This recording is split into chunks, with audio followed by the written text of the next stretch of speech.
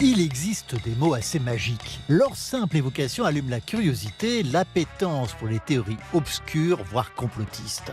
Aujourd'hui, le jour du Seigneur ouvre le dossier des apocryphes. Ah ça y est, j'ai capté votre attention. Ce sont des textes essentiellement du Nouveau Testament, dont des évangiles non retenus par l'Église des premiers siècles.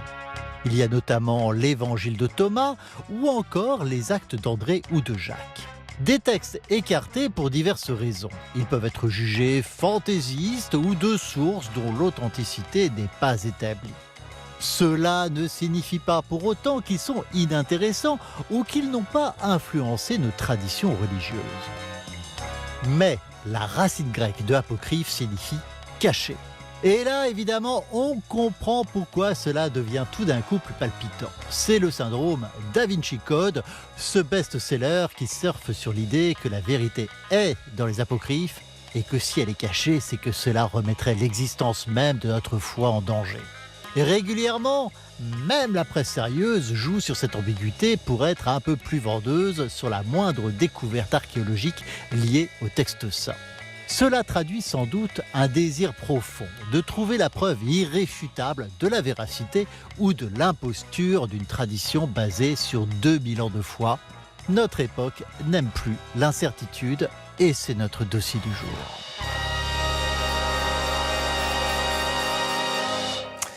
Nous allons donc revenir au cœur de notre tradition chrétienne ce matin, vous l'avez compris. Et puis tout à l'heure, nous célébrerons la messe dans un sanctuaire du Mans. Bonjour à tous, bonjour à vous, Roselyne Dupont-Roch. Bonjour. C'est un plaisir de vous recevoir. Vous êtes bibliste et ce matin, vous allez nous aider à y voir plus clair sur ces textes qui sont vraiment le cœur de notre foi chrétienne.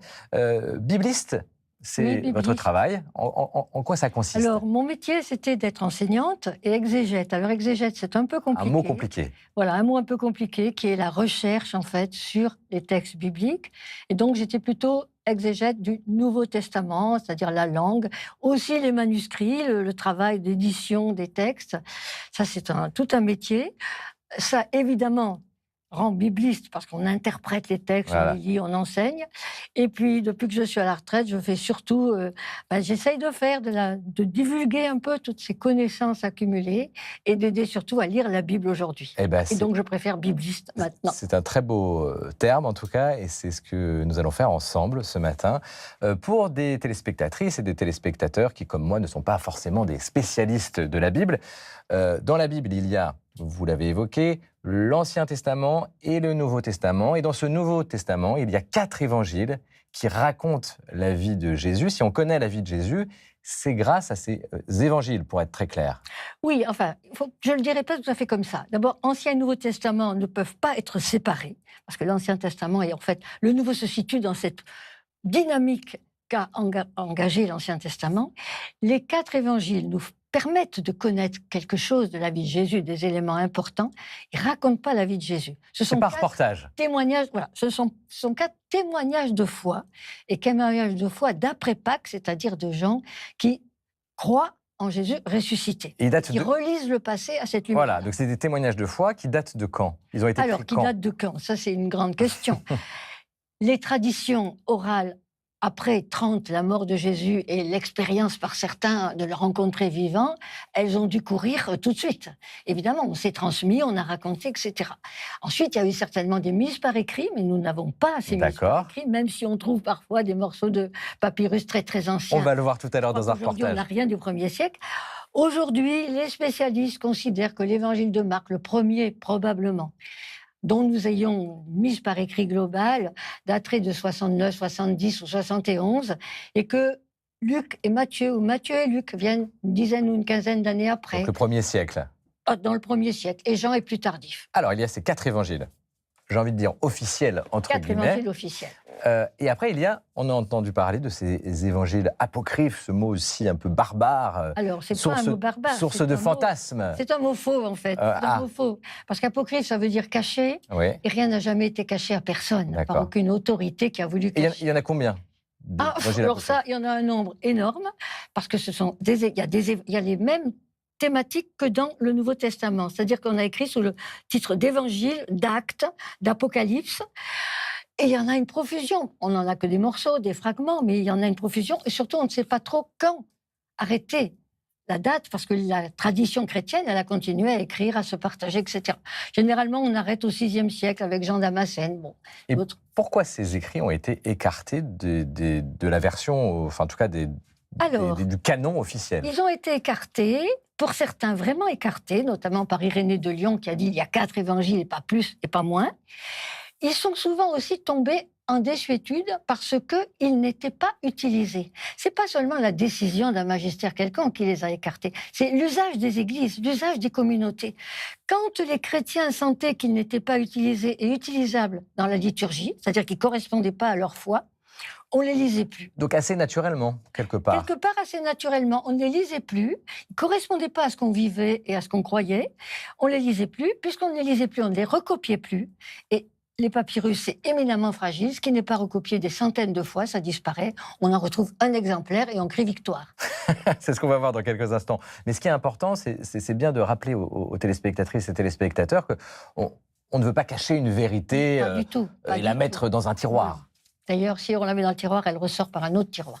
Alors, en tout cas, vous l'avez évoqué plusieurs fois depuis le début de l'émission, une découverte importante a été faite il y a peu par des chercheurs de l'université d'Oxford en Grande-Bretagne qui viennent de dater un extrait original d'un papyrus, ce qui change, vous allez le voir, de perspective en tout cas sur ces découvertes autour de la Bible. Regardez.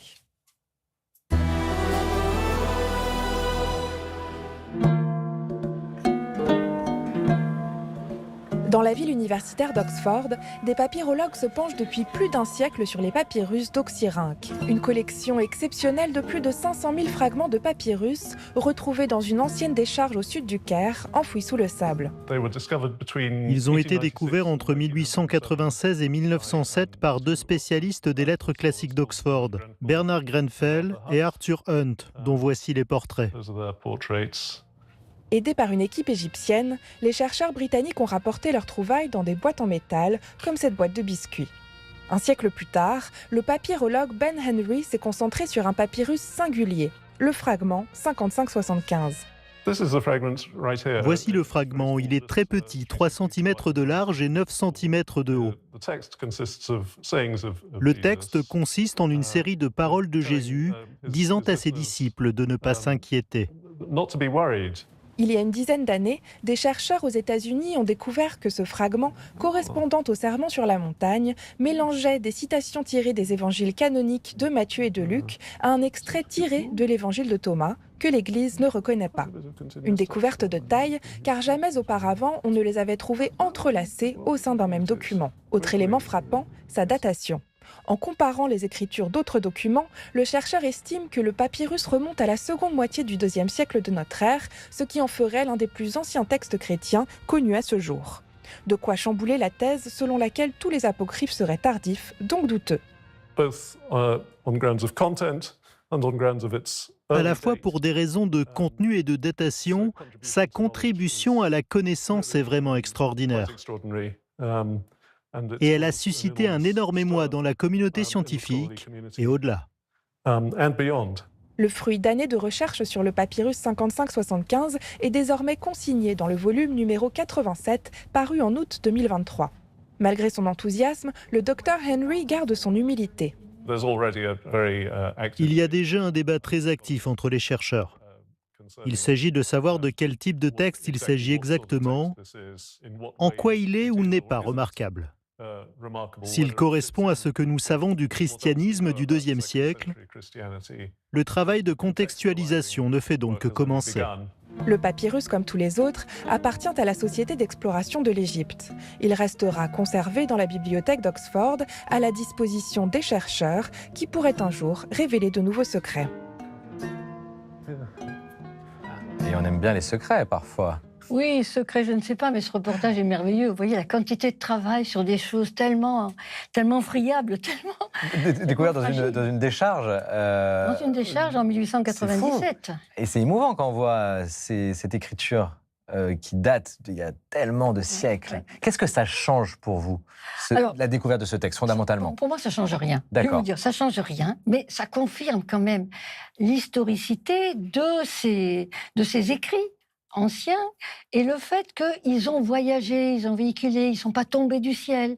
La constitution de nos évangiles, c'est sûrement faite, alors là, il faut remonter un siècle un peu avant, mais c'est sûrement fait par ce genre d'échange de travail, d'échange de textes, de choix de certains, d'écartement de certains autres. C'est ça l'histoire des évangiles apocryphes, c'est ça. L'histoire des évangiles apocryphes, elle vient un peu après, puisqu'on est au IIe siècle, et on a à nouveau probablement du travail qui est fait sur et à partir des textes des évangiles qui commencent à exister à cette époque-là, puisqu'Irénée, c'est 175. Un des premiers évêques. Les 4 évangiles, oui, responsables de Lyon.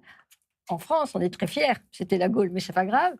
Mais voilà, les évangiles existent, plus ou moins, peut-être pas sous la même forme exactement, parce que d'une copie à une autre, il y a des variantes, et on a des tas de variantes actuellement, et on voit bien qu'existaient d'autres textes, dont ce fameux évangile de Thomas, qui contient 114 paroles de Jésus, qu'on retrouve aussi en partie chez Luc et chez Matthieu. Alors, donc, il remonte à une source beaucoup plus ancienne. Ces croisements, ça c'est intéressant. Alors, on va prendre quelques exemples pour voir ce qu'ils racontent, ces évangiles apocryphes. Regardez, premier exemple. Voilà, une citation.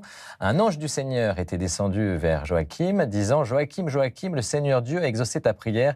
Descends d'ici, voici que ta femme, Anne, a conçu en son sein. » Extrait du protévangile de Jacques, donc un évangile apocryphe.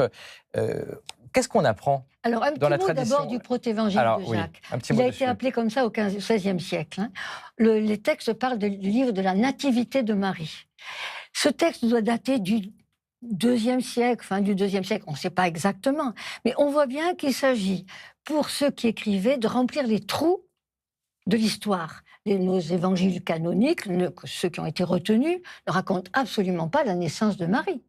Donc, on s'est posé des questions. Comment la raconter? Pourquoi celle-là? Et voilà, on écrit au cours du IIe siècle des histoires autour de la naissance merveilleuse de Marie. Et on apprend l'identité des parents de Marie aussi. Donc, on apprend l'identité des parents des de Marie. grands-parents de Jésus quand même. Voilà. Et ces informations viennent finalement de textes apocryphes. De textes apocryphes. Voilà. C'est étonnant. Et on voit bien que c'est intégré dans la tradition chrétienne. C'est étonnant parce qu'il y avait des traditions certaines, voilà, c'est ça, orales. Et puis, il y a certainement un ajout de merveilleux. Le goût du merveilleux, si, la transmission rajoute toujours du merveilleux, dans les évangiles même. Dans les évangiles même, avec la prolifération parfois de récits de miracles, qui passent un peu le... Alors, comment c'est ce qui est vrai ou pas? Alors, ce qui est vrai, la vérité historique, si vous la connaissez, il faut la dire. La vérité historique, il y a de l'incertitude. C'est un faisceau de recoupement, de recherche. Bien sûr qu'il y a de l'incertitude, et notamment sur la vie de Jésus que personne n'a raconté. Je vous ai dit, c'était des témoignages de foi, on va voir un autre extrait d'un autre évangile apocryphe. Or, 2 jours après la naissance du Seigneur, Marie quitta la grotte, entra dans une étable et déposa l'enfant dans une crèche, et le bœuf et l'âne, fléchissant les genoux, adorèrent celui-ci. Texte de l'évangile de l'enfance, dit du pseudo-Matthieu. Là aussi, c'est dans cet évangile qui n'a pas été retenu dans les évangiles canoniques, qu'on apprend l'existence de la crèche. Le bœuf et l'âne. Du bœuf et de l'âne. Non, mais parce que là, c'est complètement entré dans la tradition chrétienne. Complètement. Mais le pseudo-Matthieu, il date du 5e, 6e siècle. Donc c'est très tard. C'est très tard. Et pourtant, c'est devenu la vulgate de tout le monde, la tradition chrétienne, avec les représentations magnifiques. On voit la grotte, par exemple, pareil. Italien. Exactement. La grotte, mais aussi la mangeoire. Vous avez vu qu'il y a un décalage de 2 jours dans le texte. Ah oui. Alors, l'âne et le bœuf, ils sont empruntés au texte d'Isaïe. Début du texte d'Isaïe, du prophète Isaïe, donc en hébreu, puis après traduit en grec, où l'âne et le bœuf connaissent leur maître, alors que le peuple ne reconnaît pas son Seigneur. Et ça a été utilisé dans l'évangile du pseudo-Matthieu, donc tardivement, 5e, 6e siècle, pour raconter cette histoire merveilleuse de la venue de Jésus dans une crèche, dans une étable adorée par les plus humbles de la création. On ne connaît pas beaucoup de choses, d'éléments sur l'enfance de Jésus d'ailleurs. On ne connaît à peu près rien, sauf ce qui est dans les évangiles dits de l'enfance de Matthieu, il y a très peu de choses, et de Luc, et en plus, ces évangiles ne sont pas compatibles. Il y a 2 récits très différents. Pour l'un, ce sont les mages qui viennent de très loin, les savants étrangers qui viennent adorer Jésus. Pour les autres, ce sont les humbles bergers du voisinage. Alors évidemment, la tradition chrétienne a mis tout le monde ensemble. C'est pas tout à fait pareil, parce que la symbolique n'est pas la même, du coup. L'idée n'est pas la même, même si les deux sont vrais, voilà. On va voir un autre exemple, maintenant. Regardez, maintenant donc, écoutez, je vous raconte la vie de mon père, Joseph, le vieux charpentier béni, histoire de Joseph le charpentier. C'est vrai que Joseph, on se le représente spontanément comme un vieux monsieur. Alors, il y a quelques tableaux quand même. L'information vient de là. Oui, mais il y a quelques tableaux qui ont osé représenter un Joseph jeune. L'information vient en partie de là, effectivement, du fait que Jésus a des frères, donc Joseph aurait eu déjà des enfants d'un premier mariage, etc. Le texte est là aussi un texte tardif qui a pour intérêt de faire parler Jésus lui-même. C'est lui qui raconte la vie de mon père Joseph, le vieux charpentier. Mais ça change quand même, ça change quelque chose quand même, quand Jésus raconte lui-même. Oui, je ne sais pas. Ça ne fait pas le même effet au lecteur. Ça ne fait pas le même effet au lecteur, ça le convainc que c'est vrai. Voilà le vieux Joseph. Voilà, le vieux Joseph et l'enfant qui apprend, le tableau est magnifique. On voit encore un autre exemple étonnant cette fois. Regardez, la sage-femme. Alors la sage-femme sortie de la grotte et Salomé la rencontra. Elle lui dit « Salomé, Salomé, j'ai une merveille inédite à te raconter. Une vierge a enfanté, ce que pourtant la nature ne permet pas. » Il y a plein d'informations dans cet extrait du protévangile de Jacques. Même date, le protévangile de Jacques, là c'est tôt, c'est le 2e siècle, au courant ou fin du 2e siècle. Et même façon d'essayer de savoir ce que nos évangiles ne disent pas. À savoir c'est que cette histoire de la virginité de Marie. C'est pas très clair dans nos évangiles en fait. C'est moins que c'est dit, sans plus. C'est dit, Matthieu s'appuie sur le texte d'Isaïe.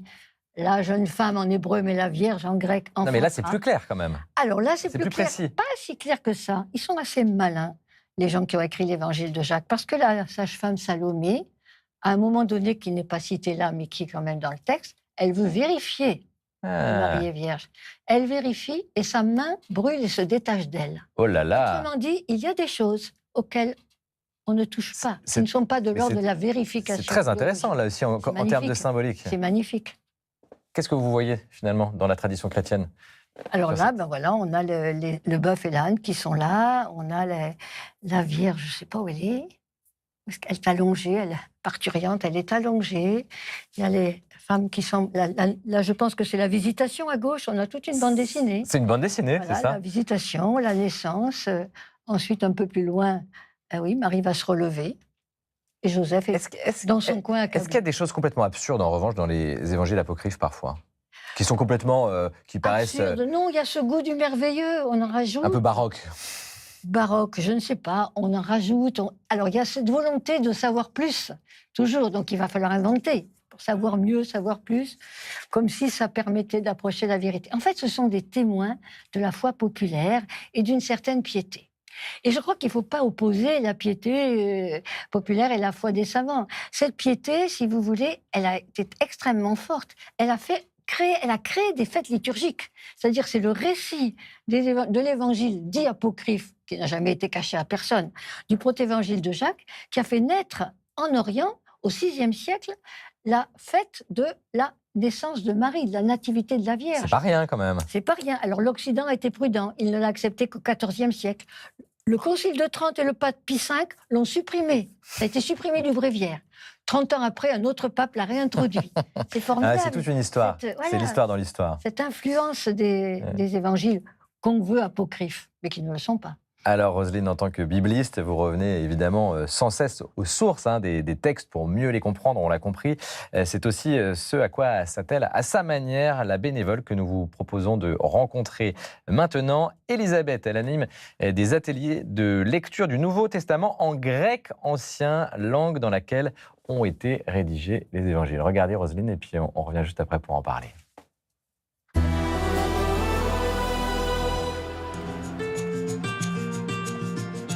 Je suis Elisabeth Sahuc, j'ai 72 ans.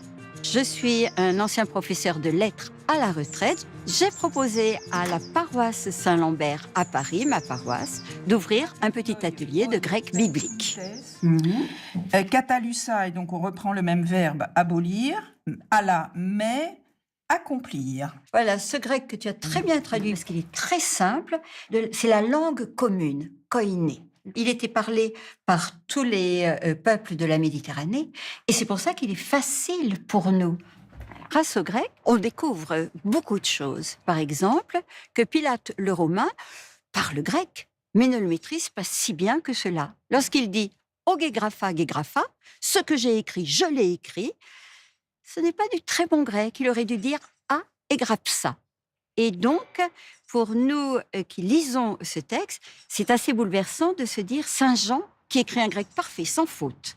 Saint Jean, là, a noté cette maladresse parce qu'il l'aura entendu, parce que les apôtres présents, peut-être Saint-Pierre, l'ont entendu. Et donc, ça donne un accent de vérité très touchant, très bouleversant. Makarioi o tokoi to pneumati. Luc dira oi ptokoi, les pauvres. Mais Matthieu, lui, il ajoute to pneumati, les pauvres en esprit. Luc est sans doute beaucoup plus sensible à la pauvreté économique. Il connaît l'immense misère de certains dans l'Empire romain, alors que Matthieu, il spiritualise les pauvres en esprit.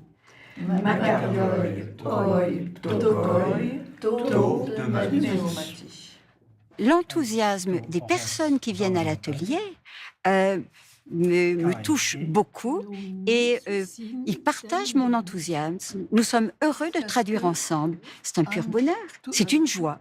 Oui. Tous ceux qui ne connaissent pas ce grec, s'ils n'ont jamais étudié même le grec, le latin à l'école, qu'ils le fassent, ce n'est pas difficile et c'est extrêmement enrichissant. C'est vrai que c'est déjà une expérience d'entendre le grec. Hein. C'est formidable. À mon avis, il n'était pas prononcé comme ça, mais c'est pas grave. Pourquoi c'est important, les nuances de traduction?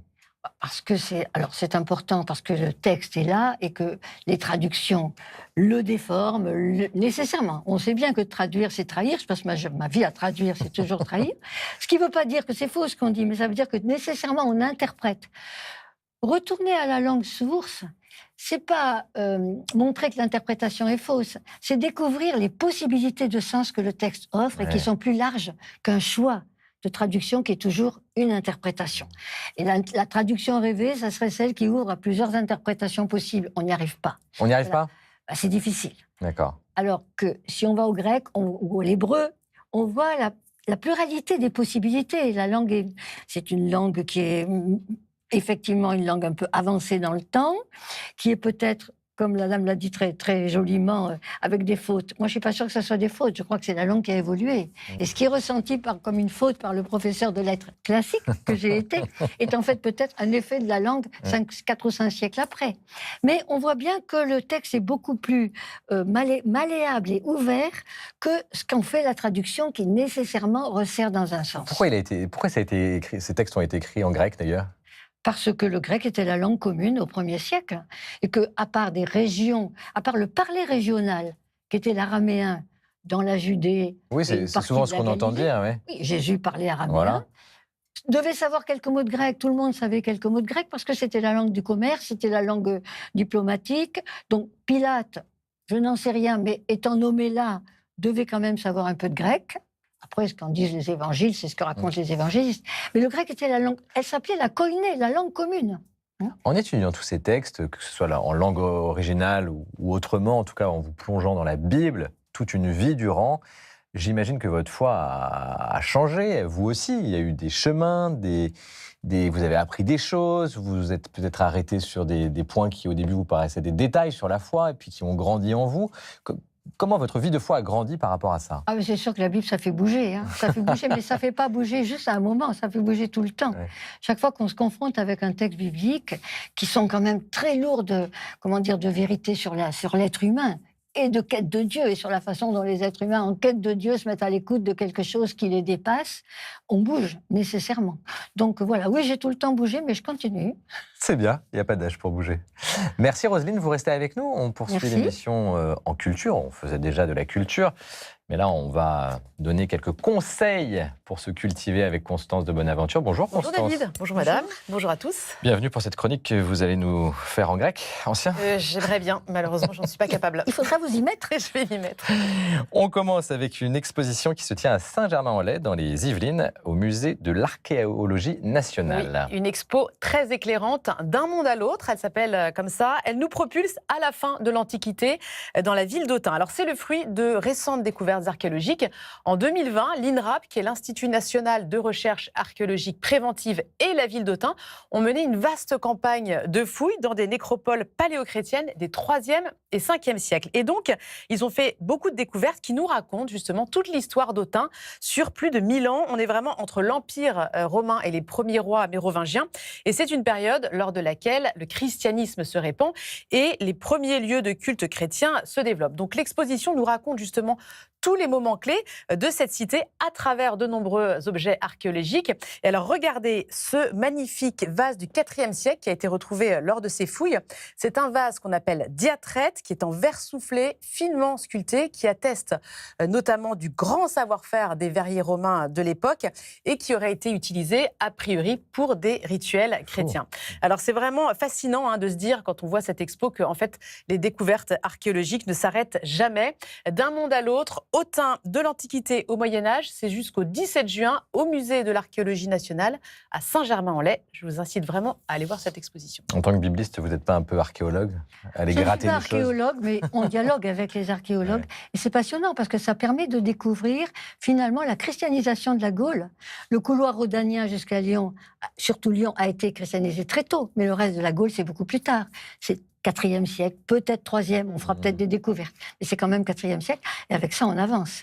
Puis moi, je trouve que de toute façon, tout ce qui est découverte historique est intéressant et important. Il faut faire de l'histoire et apprendre l'histoire. Un beau spectacle maintenant, Constance. Oui, le spectacle s'appelle Luminiscence. Alors, c'est une expérience immersive, multisensorielle, qui raconte l'histoire de l'église Saint-Eustache à Paris, tout en mettant en valeur son architecture. Alors, Saint-Eustache, qui fête ses 800 ans, c'était une église qui était à la fois fréquentée par les marchands des Halles, mais aussi par des figures historiques. C'est ici, par exemple, que Molière y sera baptisé, que Louis XIV y fera sa première communion.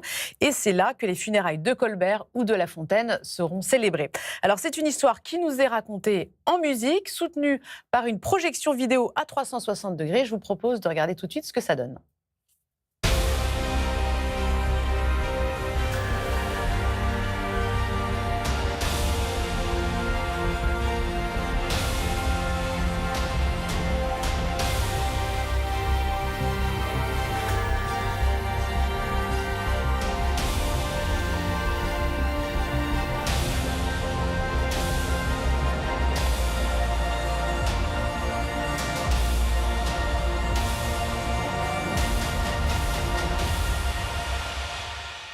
Alors, ce qui est époustouflant, vous en avez eu un aperçu, c'est vraiment la précision de ces faisceaux lumineux, qui mettent en valeur à la fois les vitraux, les piliers, l'immensité des voûtes. On a vraiment le sentiment, l'impression d'assister à l'édification de Saint-Eustache.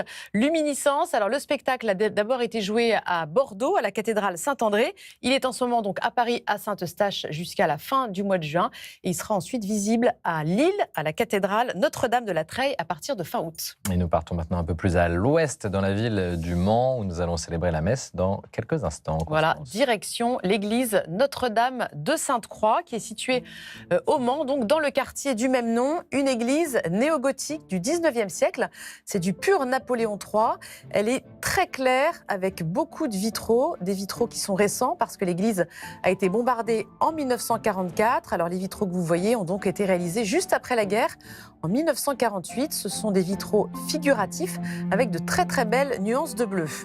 Dans cette église se trouve aussi la tombe du bienheureux Basile Moreau, fondateur de la congrégation de Sainte-Croix, une congrégation enseignante missionnaire très répandue notamment en Amérique du Nord. Le tombeau représente Basile Moreau mourant et c'est une œuvre du sculpteur Henri Charlier, un artiste figuratif au style dépouillé et puissant. Et je vous propose de terminer sur cette très jolie petite crypte avec son plafond voûté et ses larges piliers. C'est un endroit où le père Basile Moreau aimait bien se recueillir. Merci Constance pour cette visite. Merci Roselyne d'avoir été avec nous ce matin. Restez encore un peu pour cette célébration, cette messe que nous célébrons donc tout de suite dans cette église du Mans qui est aussi un sanctuaire méconnu. Mais d'abord, je vous propose de rencontrer celles et ceux qui ont préparé ce direct pour nous. À tout à l'heure.